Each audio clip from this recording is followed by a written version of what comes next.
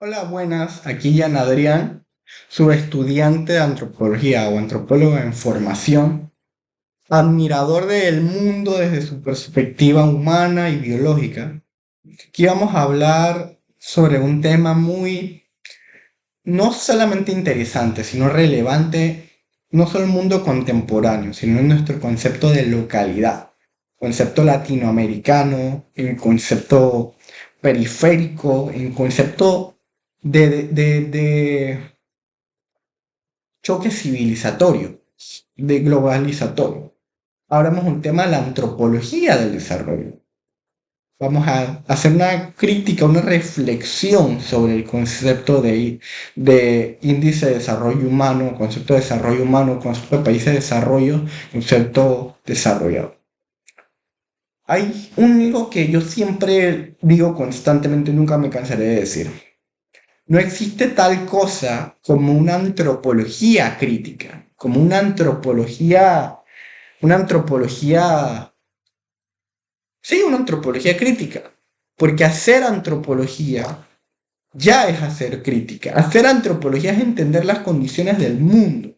No todo es una mera contingencia, hay una causa y efecto, y no es solamente entender la relación causa y efecto del mundo, es entender y cuestionar los funcionamientos de por qué algo sucede y orgánicamente entender por qué los fenómenos culturales, por qué el parentesco, por qué la genética, por qué la biología humana es así, por qué percibimos con amor algunas cosas, con belleza algunas cosas y con odio algunas cosas. Todos estos son fenómenos culturales porque son símbolos lingüísticos que heredamos socialmente. La cultura no es nada más que información simbólica y conocimiento simbólico e intelectual transferido colectivamente, socialmente, de una persona a otra, de una mente a otra. Entonces, ¿qué nos referimos por antropología del desarrollo? Una antropología del desarrollo. Esto es lo que vamos a ver a continuación. ¿Qué es la antropología del desarrollo? Bueno, estudia el impacto social de los proyectos de modernización. O ser más específico, es entender que cuando alguien te dice, cuando alguien pone una afirmación en decir, esto es el desarrollo, así se desarrolla, esto es desarrollo. Tú pones un signo de interrupción, una pregunta cuando él puso una afirmación. Yo pregunto, ¿por qué eso es desarrollo? ¿Por qué tener autos en todos lados es desarrollo? ¿Por qué tener videojuegos es desarrollo? ¿Por qué tener rascacielos es desarrollo?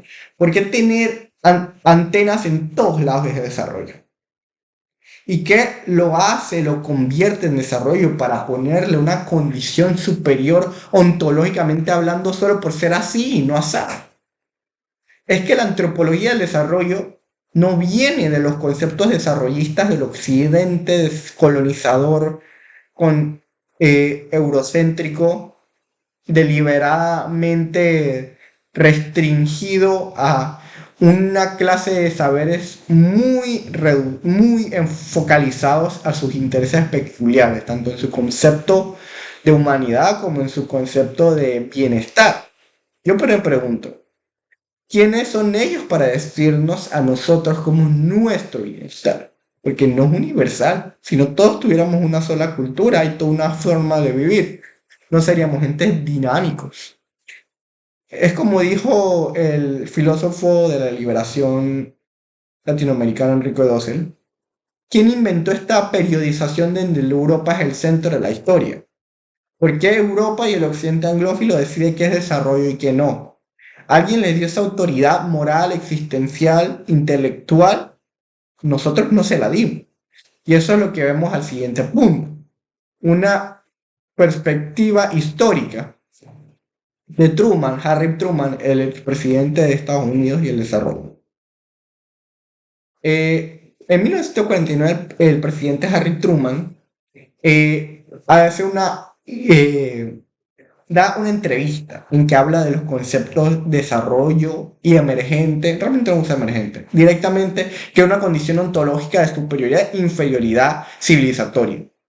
Hay unos que dicen, esto es un desarrollo y esto es subdesarrollo. Aparentando el mundo periférico, el mundo no blanco europeo o no blanco occidental como incompleto, como trasclocado, como si le faltara ser civilización, como si no supiera hacer civilización. Entonces hay directamente una categoría etnicista, una categoría reduccionista, una categoría segregacionista, una categoría racista, una categoría etnicista y etnocida, una categoría eurocéntrica y etnocéntrica. Es una categoría de yo estoy bien, tú estás mal y no solo tú estás mal, tienes que aspirar a ser yo, como soy yo y como actúo yo, para si acaso considerarte digno.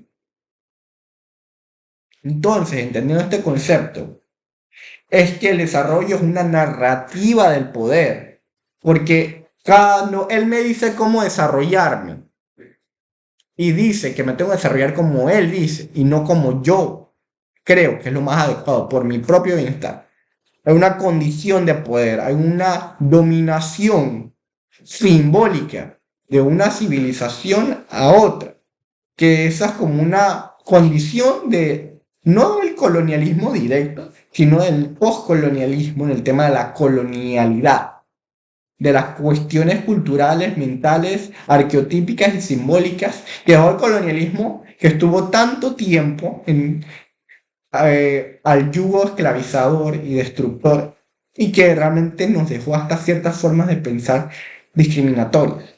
Pero eso lo vamos a hablar más adelante. Evolución histórica. Etnografías funcionalistas. Los antropólogos cuando vieron esto no se quedaron callados. Dicen, oye, ¿qué es esto? ¿Quién te dio a ti la autoridad para decir que estos son subdesarrollados, que son menos capaces, que son menos esto, que son menos los otros, que no tienen las mismas condiciones de bienestar que nosotros? Entonces, ¿quién define qué es el bienestar? Para salir de abstracciones absurdas, que todos podemos que tener nuestra propia filosofía de lo que es bueno y lo malo. Así que vamos directamente a la ciencia. Vamos a ver cómo funcionan las sociedades. Entendiendo el funcionalismo es una corriente de pensamiento socioantropológico que interpreta a las sociedades como cuerpos sociales. Como cada parte en la sociedad tiene un rol específico orgánico que le permite al ser humano vivir en una cierta ecosistema de colectivo en la cual cada individuo podría pasar a ser como una célula de un tejido de un cuerpo. Es un cuerpo social. O sea, hay ese sentido de no solo colectividad, sino orden, es organización, orgánico. De ahí viene el nombre orgánico. Entonces, esa situación de orgánico, esa situación de que las cosas surgen culturalmente porque naturalmente necesitamos adaptar culturalmente ciertas cosas para poder sobrevivir como conjuntos, como bloque, como especie. Ahí sale el funcionalismo. No, ellos no lo hacen simplemente porque les pintó, porque se les salió de las vísceras, porque quieren hablar así o sea, actuar así o sea, hacer esta técnica agrícola o no comer carne estos días y comerla estos sí. Puede obedecer a muchos fenómenos meteorológicos del ambiente. Se hace con una serie de selección, una selección cultural. Eso es lo que propone el funcionalismo. Y crítica estructuralista de la dependencia. El estructuralismo es una escuela de pensamiento que propone que hay estructuras fundamentales que rigen la realidad tal cual y que esas estructuras formales sirven para entender esos formalismos que nos permiten crear un esquema de la realidad. O sea, cuando antes había caos, si trazamos los puntos, los organizamos y los jerarquizamos, hay orden. Y estas estructuras nos permiten ver no solamente las relaciones de parentesco y cooperación, también las relaciones de poder dentro de una sociedad. Que algo sea validado culturalmente no significa que no haya una dinámica de supresión, represión, poder y dominación dentro de la comunidad. De hecho, no creo que haya una cultura en el mundo que esté totalmente aislada de relaciones de opresión y poder. Claro, las afectaciones sociales, culturales, ambientales y filosóficas afectan el desarrollo de una cultura. Al final todo eso es cultura, un ambiente cultural. Pero claro, entonces las estructuras, estructuralismo no solo nos permite organizar eh, nuestro espectro científico de lo que es propio de los patrones culturales, sino entender ciertas cualidades de poder y de dominación, sobre todo en culturas más jerarquizadas, sí, jerarquizadas. Conceptos clave. Desarrollo como construcción histórica. Bueno, volviendo a Dossel, cuando el ilustre filósofo de la liberación dice, ¿quién inventó esta periodización donde Europa es el centro de la historia? Es aquí que él aúna sus investigaciones. Él propone, déjenme buscar un libro en el que habla de esto.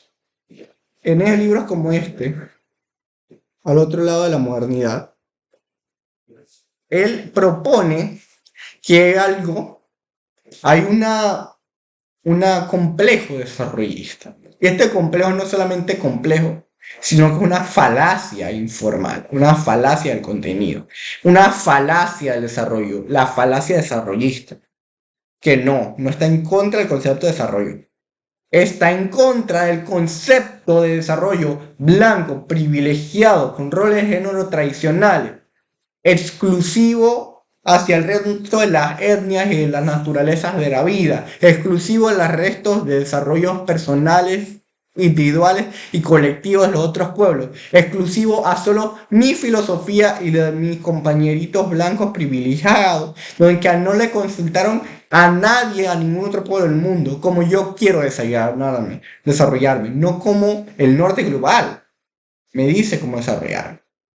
Eso es lo que está criticando Dossel, que ellos han puesto una sola cúspide de lo que es el desarrollo, y no tiene que ser una sola cúspide, pueden ser muchas formas de desarrollarse, porque no somos entes morales, somos entes naturales, nosotros obedecemos a las leyes de subsistencia, que sí, podemos tener moralidad, obviamente, pero esto obedece a nuestra situación dinámica con la naturaleza y el entorno, tanto humano como animal, bueno, el humano es animal, como ambiental. Entonces, vamos al siguiente punto, que es epistemologías del sur. Realmente hay un tema, este es el punto que yo diría que es el más interesante de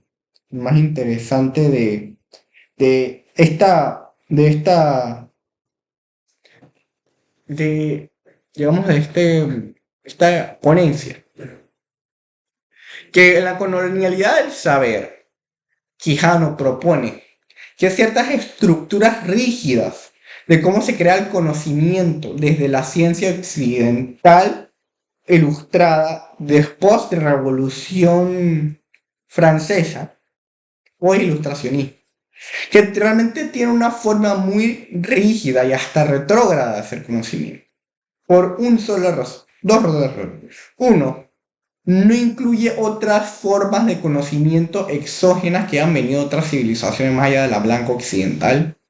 Y dos, impone su visión de cómo se hace la ciencia no como la más adecuada, sino como la única posible.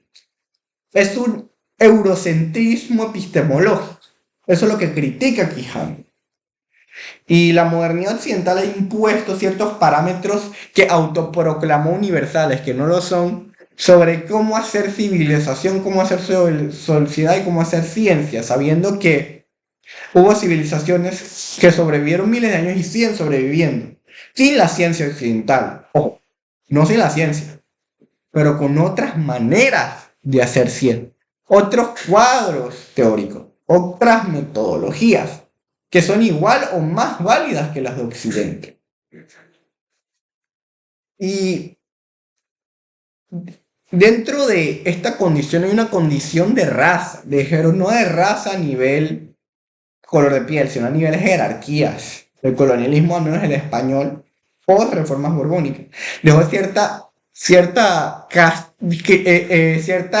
jerarquización de la casta. el criollismo del poder, como diría Ricaute Soler, donde mis condiciones de afinidad racial, que más a lo etnológico, crea una construcción de la identidad en el individuo, lo que lo hace más aceptable y amigable hacia el poder blanco, sometiéndose a esta dinámica de poder. Ese término negro fino, por ejemplo. El negro es fino porque está enrasado con blanco. El negro es fino porque tiene ojos suaves y una mandíbula, una nariz fina, delgada. El negro es fino porque se viste de manera occidental tradicional, que sigue ciertos conventos artísticos, intelectuales y culturales propios de una persona blanca occidentalizada. El negro es fino porque tiene conocimientos en los saberes occidentales y es un occidentalizador. Por eso es fino. Pero ojo, el colonialismo te dice, eres fino, pero sigues siendo negro, sigue sirviéndole el orden colonial. Solo que te tratamos con un poco más de comunidad, particularmente a ti, para que mantengas el sistema de segregación. Eso es un poco lo que propone, lo que dice Aníbal Quijano en La colonialidad del saber. Y es que esto no es solamente algo aislado, Occidente malo, periferia bueno, no es un discurso, no es un discurso polarizador, es un discurso de entender las condiciones históricas y culturales que han impuesto la jerarquización del poder y la división de todos nosotros entre sí por contexto de raza y contexto de criollismo, como diría Soler. Entonces lo que propone Quijano es decolonizar el saber, dejar de pensar en términos coloniales, en términos rígidos, y pensar a como nos enseñaban nuestros ancestros, los saberes populares, los saberes de el barrio, los saberes de los indígenas, los saberes de los negros. Eso es recolonizar el saber. No tratarlos como inferiores simplemente por no seguir el mismo cuadro teórico que yo. Es tomar su conocimiento y aplicar adecuadamente los saberes tradicionales que ellos han empleado durante milenios. Y eso es lo que también epistemologías plurales propone Sousa Santos.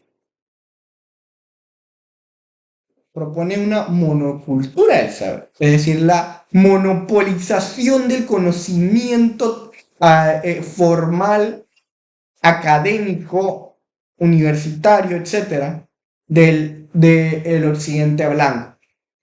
Pero es que el occidente blanco no ha asimilado aún que, no ha asimilado aún, ¿cómo lo explico? Rescatar la sociología de las ausencias. ¿Cómo la sociología de las ausencias? Bueno, después del proceso colonizador, genocida y etnocida, que fue un proyecto civilizatorio de la colonialidad y colonización de la periferia, muchos saberes comenzaron a peligrar, porque se etnocidó, si es una palabra, a los pueblos originarios y se les comenzó a quitar su identidad. Algunos la mantuvieron, pero es la sociología de las ausencias, porque son esas ausencias los que hacen que realmente, obviamente la ausencia es algo que no está ahí, y no está por ese proceso de violencia sistemática, histórica y colectiva que hace tratar a la periferia como retrógrada, como inútil. Y esa condición es lo que causa la división dentro de no solo la academia, sino las perspectivas históricas civilizatorias, que probablemente fueran más eficientes en crear bienestar, en bienestar natural que las occidentales. De hecho, es muy probable. Las propuestas que de Sousa Santos es construir una epistemología del sur, una epistemología horizontal, una epistemología de los saberes colectivos. pero no una relación piramidal o jerárquica, donde primero, segundo y tercero está la Academia Blanca Occidental y después esos indígenas con sus bailes y estos negros con su yoruba, no. Es ver a los saberes como iguales, porque son saberes, porque son conocimiento útil, porque se han pasado la prueba viva de lo que es ser eficiente para sobrevivir. No sobrevivieron solo porque sí, son conocimientos que usaron para salir de las cavernas. Todos nosotros somos Homo sapiens. Y todos nuestros ancestros, todos tenemos ancestros que hicieron en la caverna, específicamente porque tienen saberes funcionales a su vida. Por eso hablamos de funcionalismo, porque les funciona para su bienestar.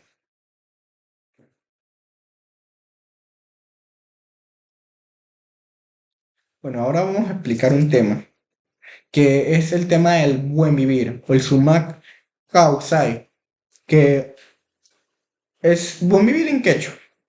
La verdad, no es muy complicado el concepto. Simplemente el buen vivir, voy a leerlo textualmente. El buen vivir es una filosofía andina que propone vivir en armonía consigo mismo, con los demás y con la naturaleza, priorizando el equilibrio y la comunidad y el respeto a la vida, en vez del individualismo y el crecimiento económico limitado. No se centra en tener más, sino en vivir bien en colectivo, valorando la diversidad, la solidaridad y el cuidado mutuo. Es una filosofía que surge de los incas, de los nazcas, de los pueblos andinos. Una filosofía que propone vivir en paz con el entorno y nuestra condición, tanto el entorno natural como social, que al fin y al cabo son lo mismo, solo que en distintas categorías.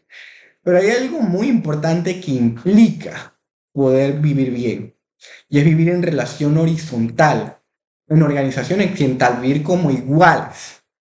Si no vivimos como iguales, no podemos asegurar que podamos vivir orgánicamente con la naturaleza. Porque si vivimos orgánicamente con la naturaleza, estamos en una situación de simbiosis, una situación mutualista. Estamos mutuamente cooperando, sin una jerarquía, sin una imposición, simplemente porque sobrevivimos de nuestra adecuada y correcta convivencia. Y eso no sucede en una relación jerárquica. La jerarquía destruye, crea muros donde antes había puentes.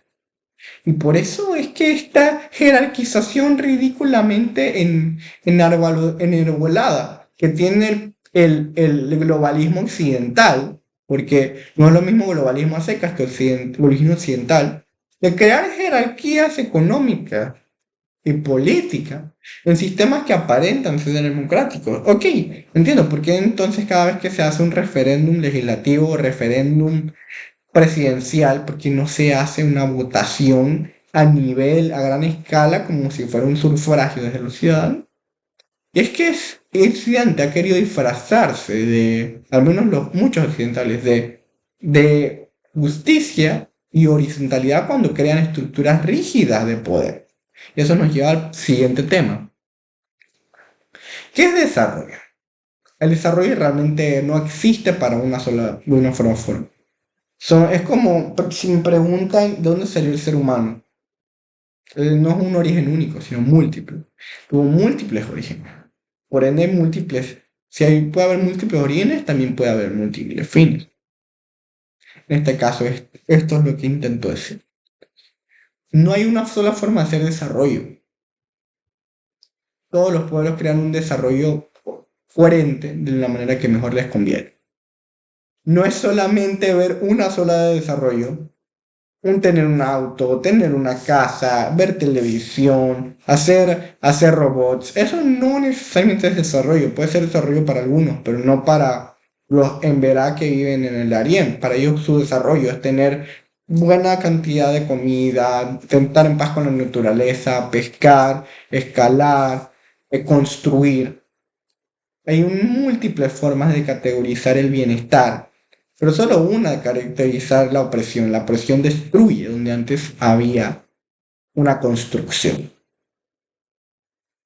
Y entonces vamos al último punto. Reflexión final. Decolonizar el saber.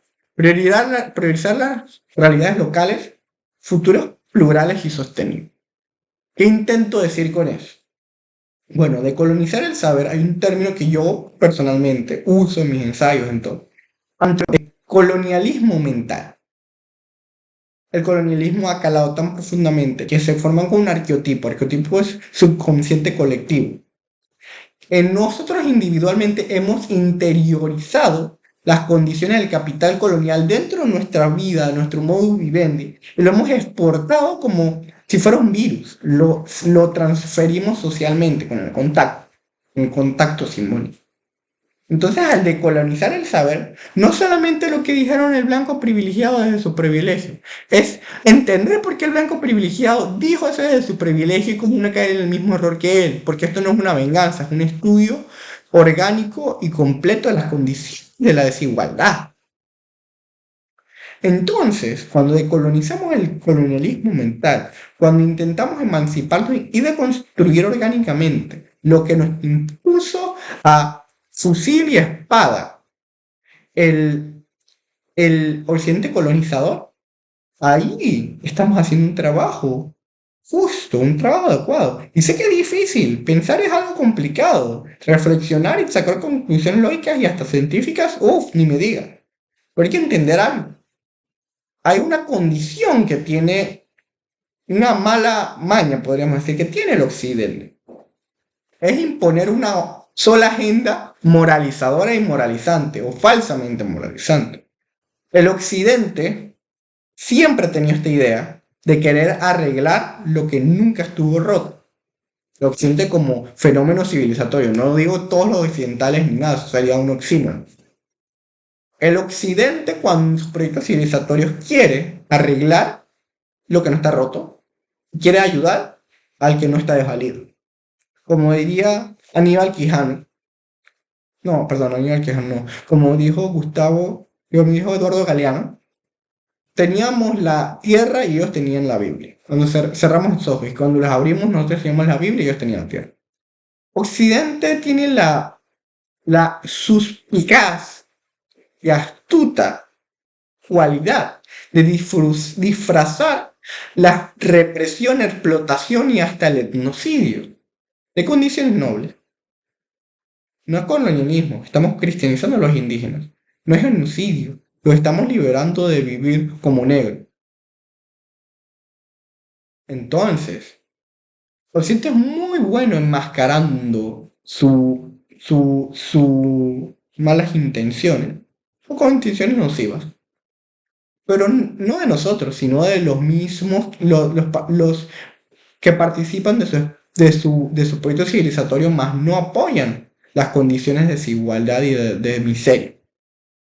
Entonces, esta idea del Salvador blanco, una persona con una blanquitud muy fuerte, entiendo blanquitud como condiciones elementales o lo que se entiende es del privilegio y el ser blanco,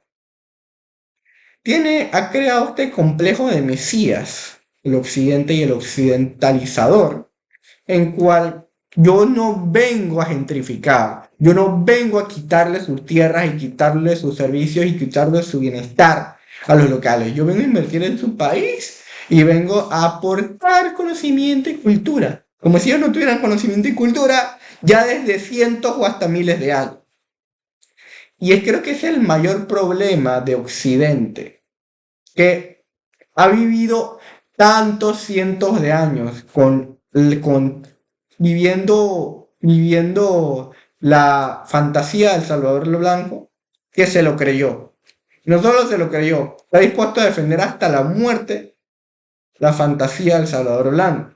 Primero desde la democracia liberal cristiana occidental y después desde el falso progresismo liberal posmoderno y occidentalizador. La reflexión que quiero dar: ser decolonial no solamente levantar banderas latinoamericanistas, ir a protestas en marchas, es reentender el conocimiento, entender que el conocimiento es más anárquico en su conocimiento, en su forma de ser. No anárquico en que es un caos, anárquico en que es horizontal.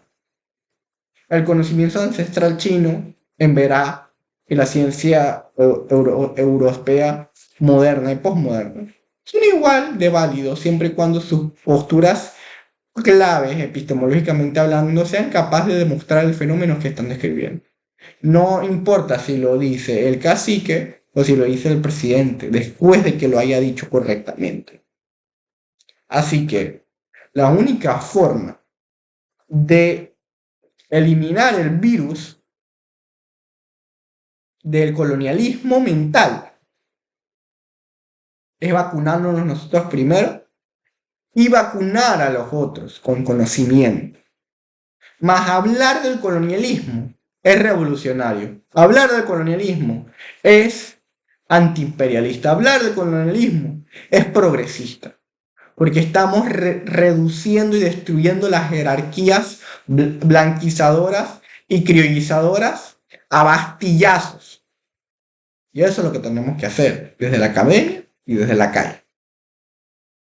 Tengan muy buena tarde, muy buena noche. Espero que hayan disfrutado de este material y hasta luego. Saludos.